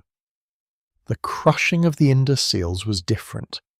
It was performed by people who did not know they were destroying anything of value at all. They thought they were processing building material. The bricks were of unusually high quality, and the unfamiliar marks on some of them were probably dismissed as decorative scribbles, the kind of irrelevant detail that might be noted on a country pot or a child's clay tablet. The destruction was casual, the destruction was efficient, and the destruction was permanent, in a way that the destruction of a library by fire is not, because a burned library can sometimes be reconstructed from copies stored elsewhere. The Indus seals had no copies. Each one was the unique material instantiation of a particular inscription. Once ground into ballast, the inscription was gone forever. Cunningham himself, when he visited the mounds in the 1870s, was struck by the scale of what had already been lost. He noted the freshly quarried hollows where bricks had been removed by the thousand. He observed that the local farmers were continuing to dig as opportunity allowed, supplying not only the railway but also their own building projects. He took what he could carry back to the museum in Calcutta. He sent a single seal, almost certainly chosen at random from a larger group available to him, to the British Museum in London. And he moved on, because the archaeology of British India was not yet equipped to mount the kind of full-scale rescue operation that the situation would have required. There was no funding for it. There was no political will. The civilization being lost was not even known to exist as a civilization. It was merely the source of some unusually good building bricks, and the bricks were needed. When systematic excavation finally began under Marshall in the 1920s, the surviving portions of Harappa were so damaged that the urban plan had to be reconstructed largely from negative evidence, from the locations of streets that no longer had houses on them, from the foundations of buildings whose upper courses had been carried away. Mohenjo-daro fared better, because its remoteness had protected it, but even there the upper layers of the city had been weathered and pillaged for centuries. What the archaeologists were excavating was already a wound. The whole century of Indus archaeology that followed has been an attempt to read a text from which roughly half the pages have been torn out, and the missing pages have been pulped into the gravel under the wheels of trains that were no longer running by the time anyone realised what had been there.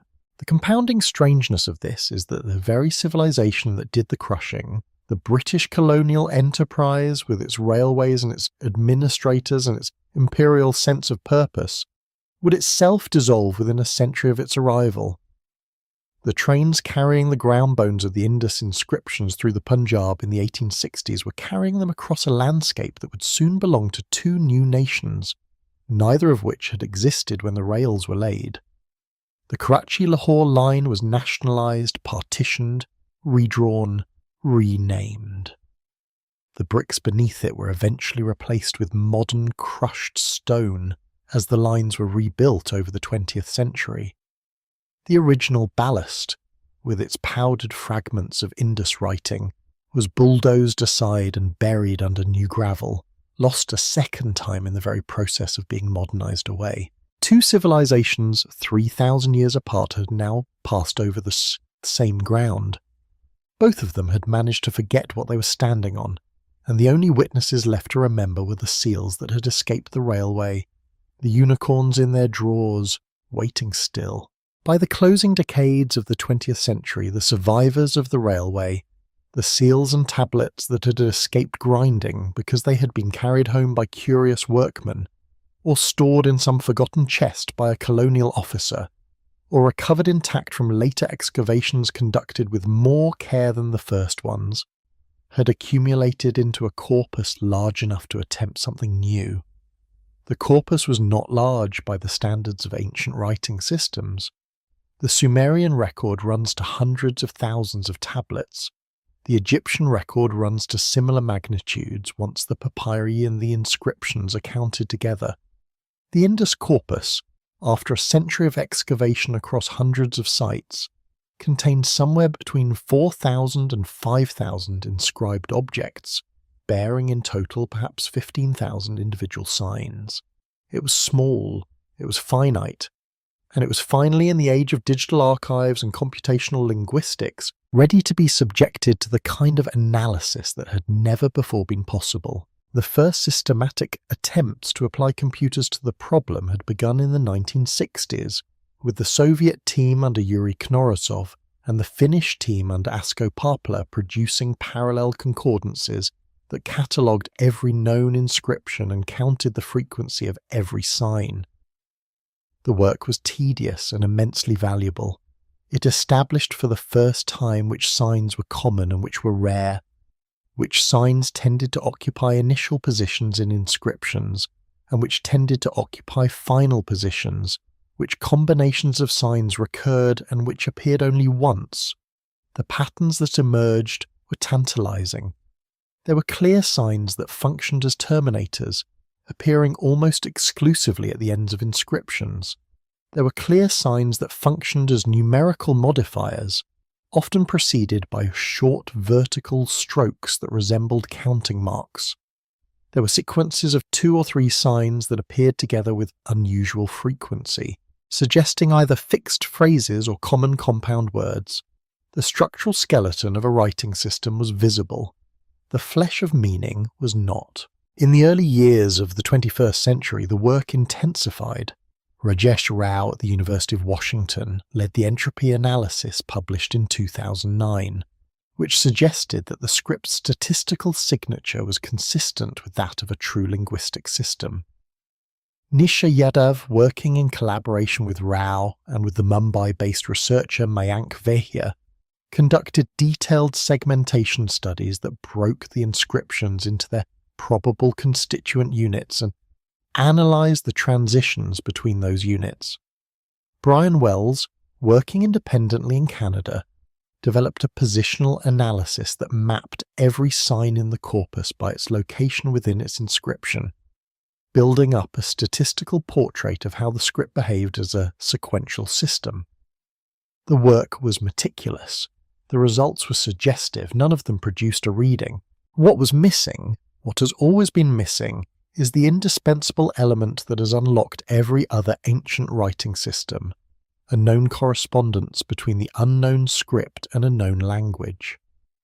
The Egyptian hieroglyphs were broken by Jean-François Champollion in the 1820s because the Rosetta Stone, discovered by French soldiers in 1799, contained the same text in 3 scripts: Egyptian hieroglyphs, Egyptian Demotic, and a Greek. The Greek portion was readable. By matching the names of Ptolemaic kings in the Greek text against the corresponding signs in the hieroglyphic text, Champollion was able to assign phonetic values to a handful of hieroglyphs, and from that small beachhead, the entire system was eventually conquered. The Sumerian cuneiform script was broken by a similar method, using the Behistun inscription carved into a cliff face in western Iran by Darius the Great, which presented the same proclamation in Old Persian, Elamite, and Babylonian.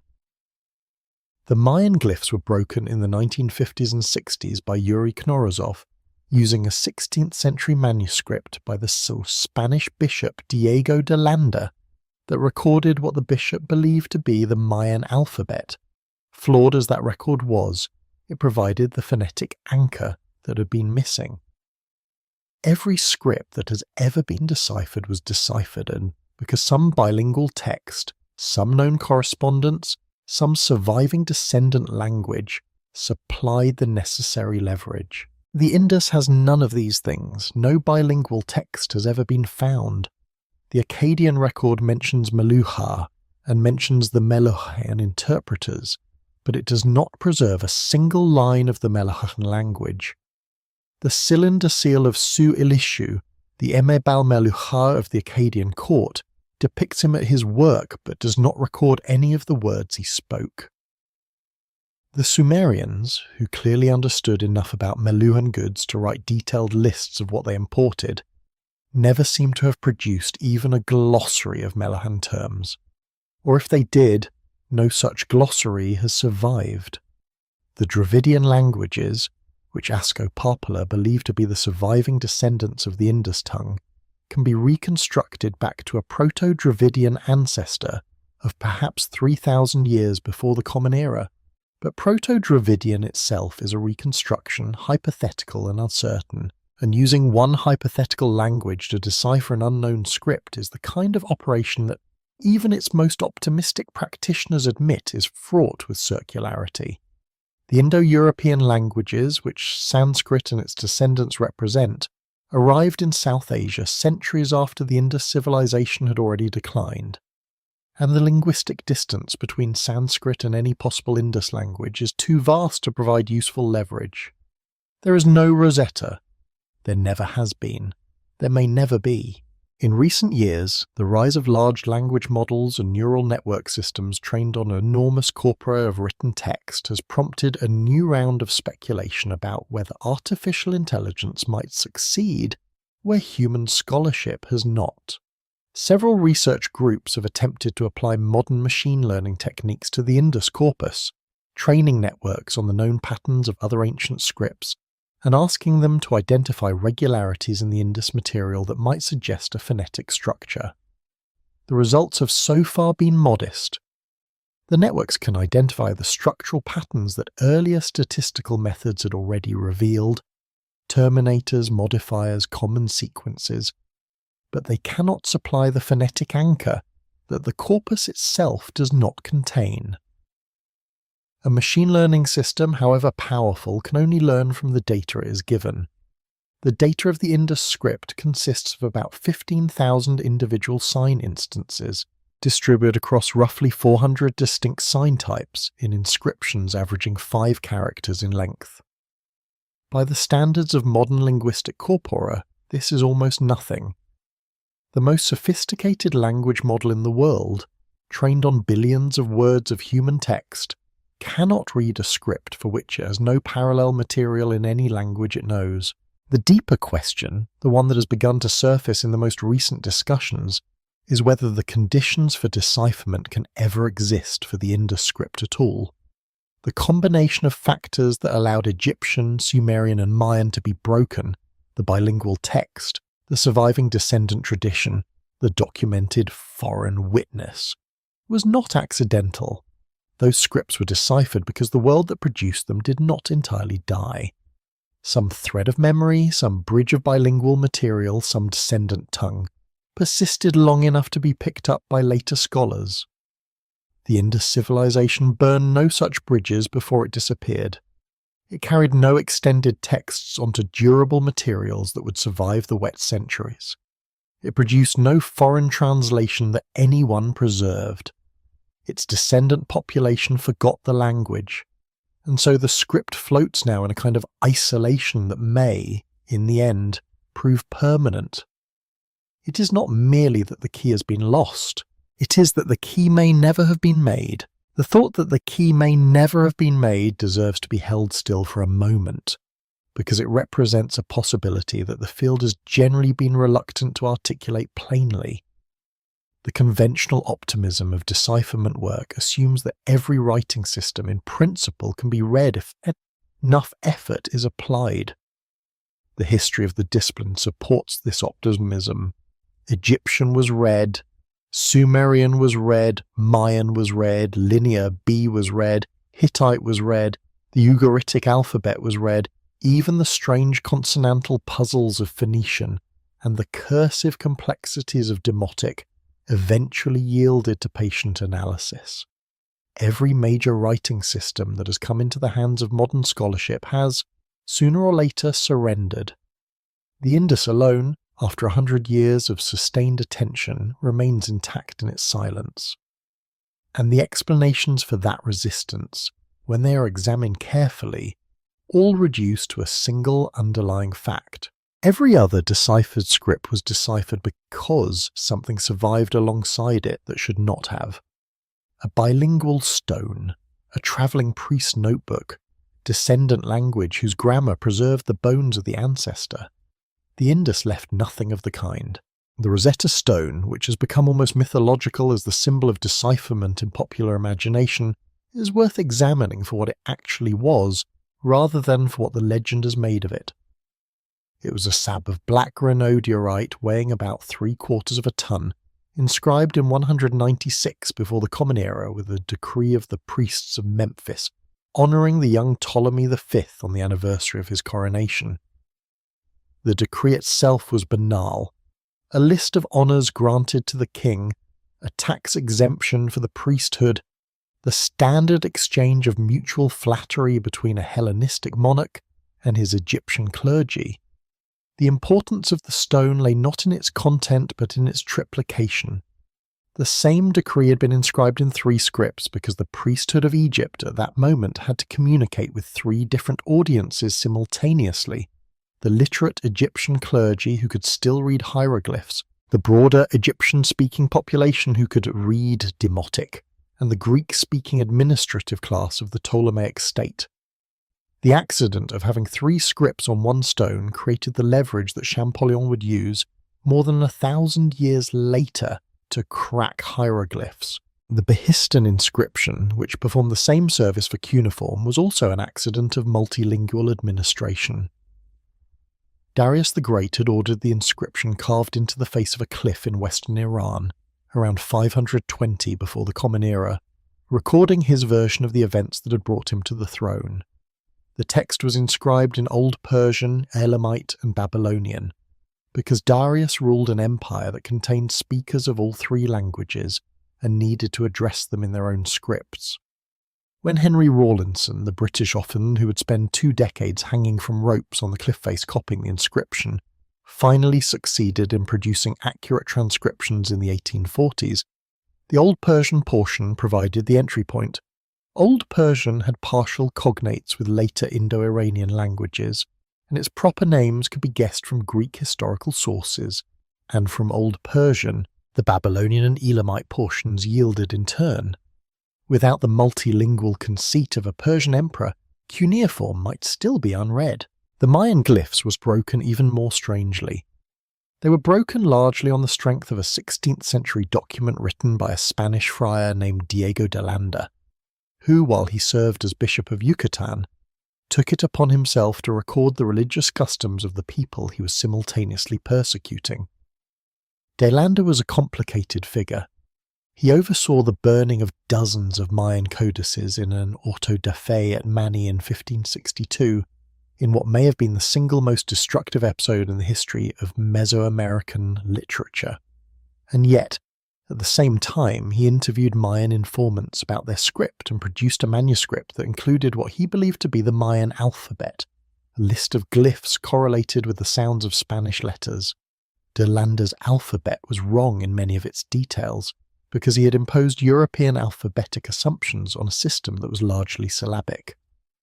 But it was wrong in a way that 400 years later could be corrected.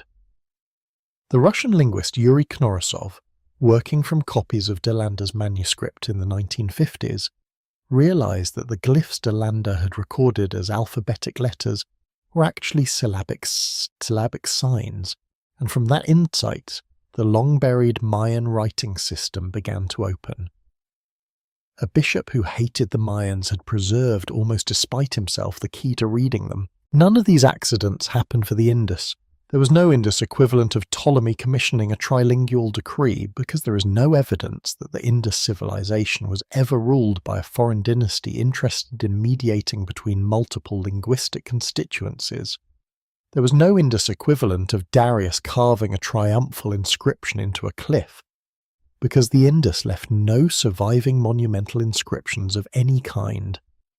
There was no Indus equivalent of De Landa interrogating native informants, because by the time anyone with the inclination to record the language arrived in the Indus region, the early Indo-European speaking migrants of the 2nd millennium before the Common Era, the later Greek and Roman traders of the classical period, the medieval Arab geographers, the colonial British administrators, the language had already been dead for centuries or millennia.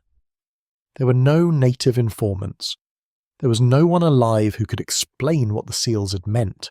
There was also no surviving descendant language to provide the linguistic anchor. Asko Parpola's lifelong work on the Dravidian hypothesis was based on the assumption that some thread of the Indus tongue might have survived in the Dravidian languages of modern South Asia. The hypothesis is not unreasonable.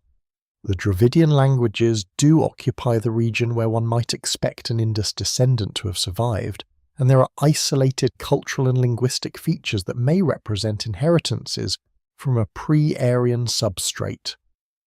But the gap between any historically attested Dravidian language and the hypothetical Indus language is enormous. Tamil, the best attested Dravidian tongue, has a recorded literary tradition that begins in the 2nd century before the Common Era, 1,500 years after the last Indus city was abandoned. Reconstructing Proto-Dravidian back to the period of the Indus Civilization is a speculative enterprise, and using that speculative reconstruction as a key to decipher an unknown script piles speculation upon speculation. The result is interpretive readings that feel plausible to those who already accept the framework, but that cannot be independently verified by anyone outside it. The Indus Script may therefore be permanently isolated in a way that no other major ancient script has ever been. Its sister scripts, the Proto-Elamite of southwestern Iran, the Proto-Sinaitic of the Sinai Peninsula, the Cretan Linear A of Minoan Crete, share its predicament to varying degrees, but none of them is as completely orphaned as the Indus. Linear A may still yield because the related Linear B has been read and the two systems may share underlying conventions. Proto-Elamite may still yield because some of its signs appear to be related to later Elamite cuneiform. The Indus has no such relatives. It stands alone, a script without parents and without children, suspended in a silence that may not be resolvable by any technique known to scholarship. What this means, if it is true, is that the modern world has reached a kind of limit. It has reached the point at which a known fact about the human past, the fact of an extensive literate civilization that produced thousands of inscribed objects, cannot be brought into the light of present understanding, no matter how much technology or effort is applied. The limit is not technical, it is historical. The Indus is what is left when the conditions for being read have themselves been lost, and yet the possibility that the conditions were lost by accident, by the slow attritions of weather, and forgetting and the dispersal of populations is only one of two possibilities, and the other has begun to receive serious attention only in recent years. The other possibility is that the conditions for reading the Indus script were never meant to exist outside a specific circle of initiates, that the script was deliberately constructed as a closed system, whose meanings were maintained orally and never committed to the kind of extended written form that would have allowed outsiders to decipher it. This is not a comfortable hypothesis. It moves the discussion away from the misfortunes of preservation and into the territory of intention, into the question of whether the silence of the Indus is, in some sense, a chosen silence. The model for such a possibility exists. South Asia possesses one of the most remarkable examples in human history of a body of religious knowledge that was deliberately kept oral for centuries, even after writing was available, because its keepers believed that the act of writing it down would dilute or pollute its power. The Vedic hymns, composed in archaic Sanskrit somewhere in the second millennium before the Common Era, were transmitted with extraordinary precision by trained Brahmins through a system of memorization that involved multiple parallel recitations checked against one another. The hymns were not committed to writing until approximately the first millennium of the Common Era, 2,000 years or more after their original composition. During that long interval, they were preserved entirely in human memory, with such accuracy that modern textual critics can detect almost no significant variation between the oldest surviving manuscripts. The Brahminical tradition was not unique to South Asia. Similar oral preservation systems existed in early Celtic, in Old Norse, in archaic Greek, in the African griot traditions, in many other places where societies decided, for reasons of religious or political ideology, that certain knowledge belonged in the breath rather than on the page. The possibility raised by some scholars is that the Indus civilization may have made a similar choice, on a much larger scale and at a much earlier date. Perhaps the seals were intended to be marks of identity, ownership and ritual function, concise enough to be inscribed on small durable objects, complex enough to require literacy to recognize, but never extended into the writing of full discourse, because the full discourse was carried in the trained voices of those who knew. Perhaps the priests, or the merchant guilds, or whatever collective body administered the religious and commercial life of the civilization, considered the deeper knowledge too sacred or too valuable to commit to clay. Perhaps the seals were the visible signs of an entire system of meaning, whose true content circulated only in spoken form, passing from master to apprentice across generations, until the masters died and the apprentices were not replaced and the spoken stream simply ran dry. If this is what happened, then the silence of the Indus is not a wound and not an accident.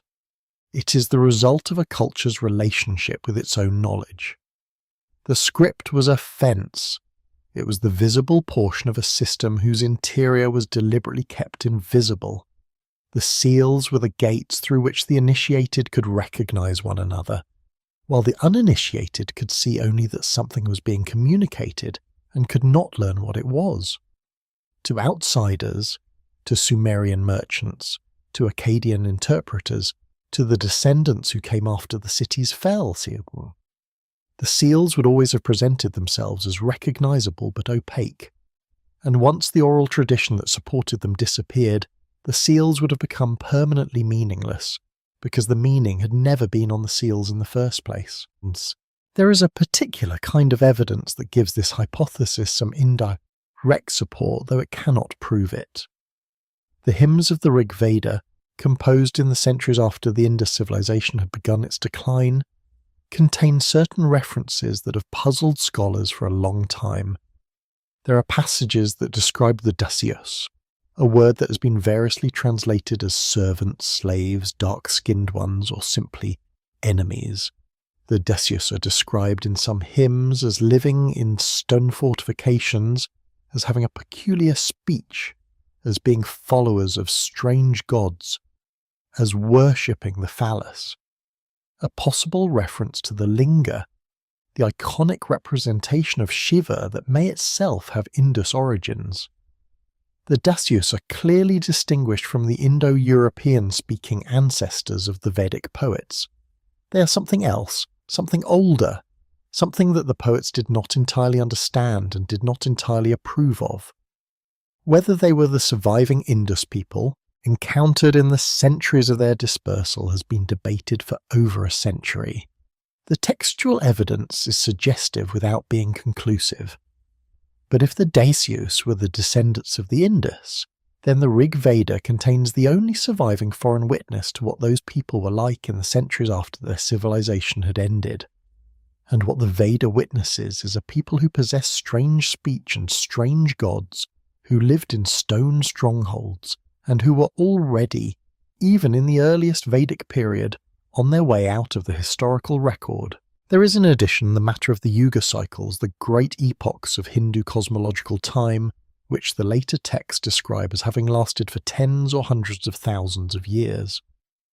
The current Yuga in the standard traditional reckoning is the Kali Yuga, the Dark Age, which is said to have begun in approximately 3102 before the Common Era, strikingly close by some accounts to the period of the Indus civilization's greatest flowering. Before the Kali Yuga, in the traditional reckoning, lay the Dvapara Yuga, and before that the Treta Yuga, and before that the Krita Yuga, the Golden Age. The cosmological dating is mythological rather than historical, and no responsible scholar would treat it as a literal chronology.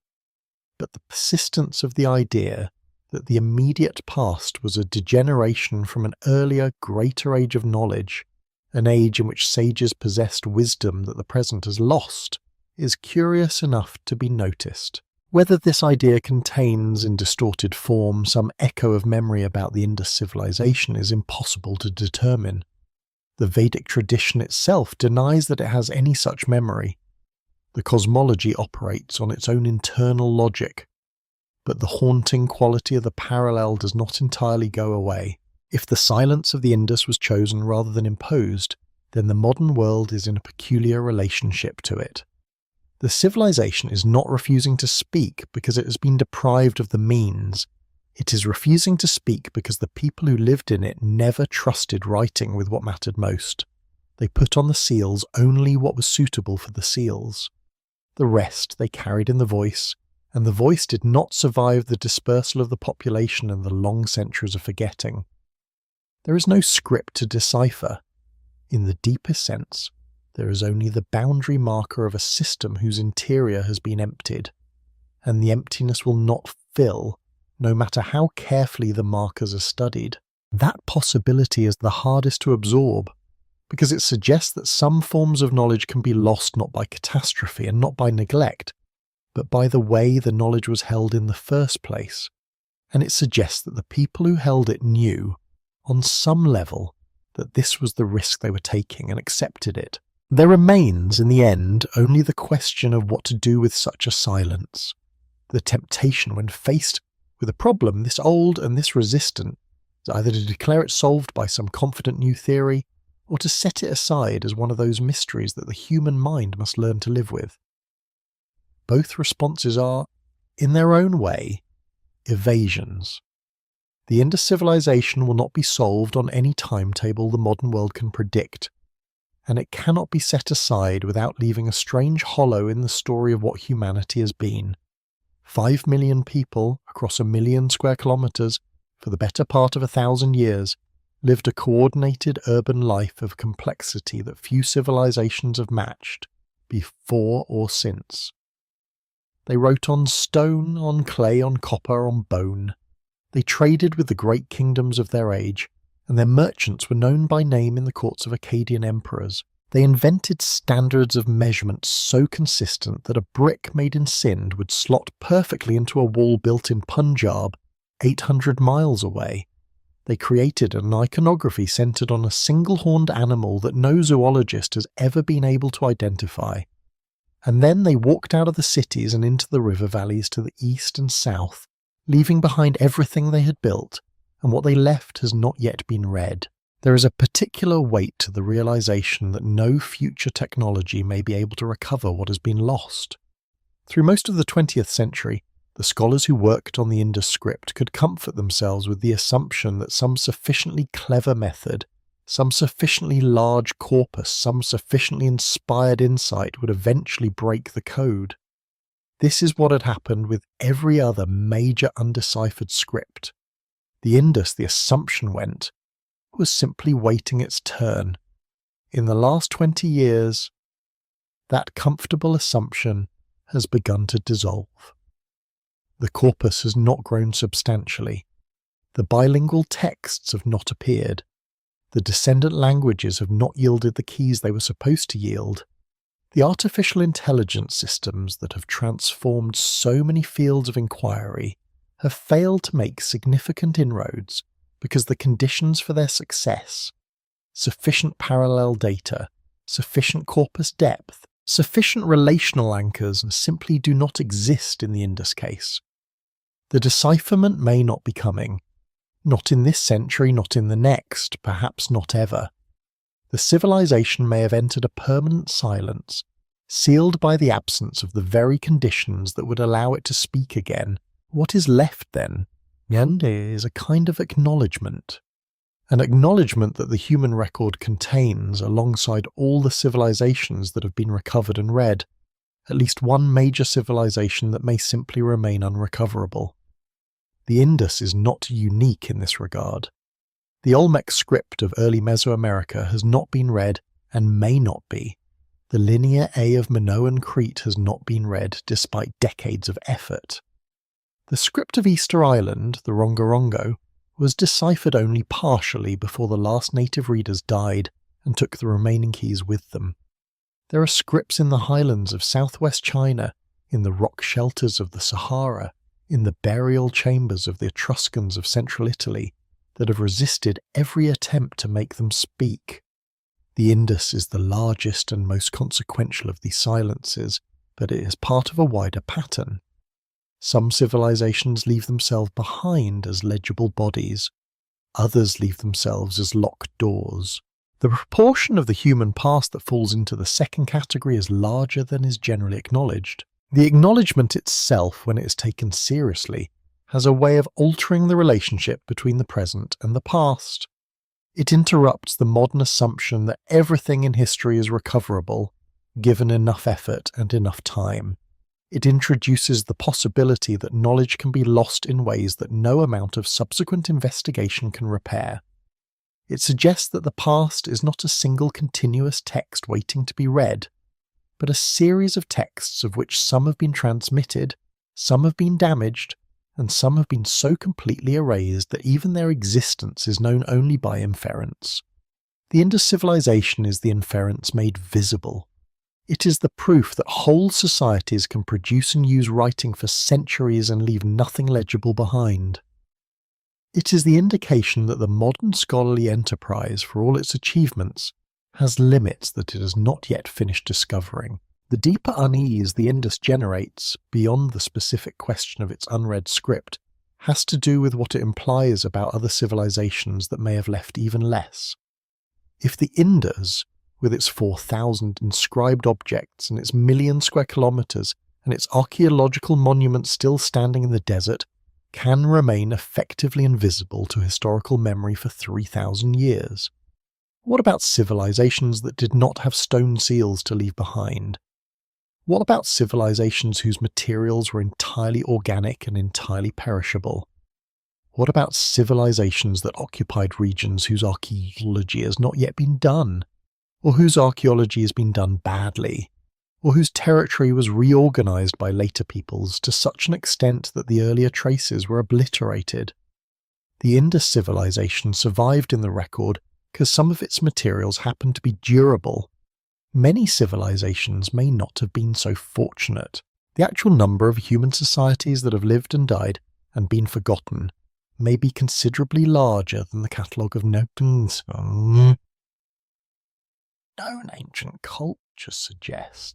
There is a small comfort in the fact that the work continues. The excavations continue. The new sites are being found, slowly and with increasing care. The seals continue to be photographed, scanned, modelled in 3 dimensions, analysed against every technique that new generations of researchers can devise. There are scholars alive today who have spent their entire professional lives on the Indus problem, and others who will be born in the coming decades who will spend theirs the same way. None of them can be sure that their efforts will produce a decipherment. All of them work in the knowledge that they may be the last generation to try, before the field is forced to admit that the silence is permanent. And still they work, because the alternative, to stop looking Meluhha, would be a final concession to a forgetting that may not deserve to be conceded to. Somewhere in the storage rooms of museums in Karachi and Delhi and Paris and London, the seals continue to wait. The unicorns continue to lower their heads toward objects whose meaning has slipped away. The 5 characters above each animal continue to hold their formation, perfectly preserved, perfectly arranged, perfectly unreadable. The fish sign appears, and the rays and the strokes that might be numerals, and the symbols that might be names. They speak to one another, in the drawers and on the gallery walls, in a language that no surviving human voice can pronounce. They have been speaking that language to one another for 40 centuries since the last city was emptied and the last merchant returned home for the last time.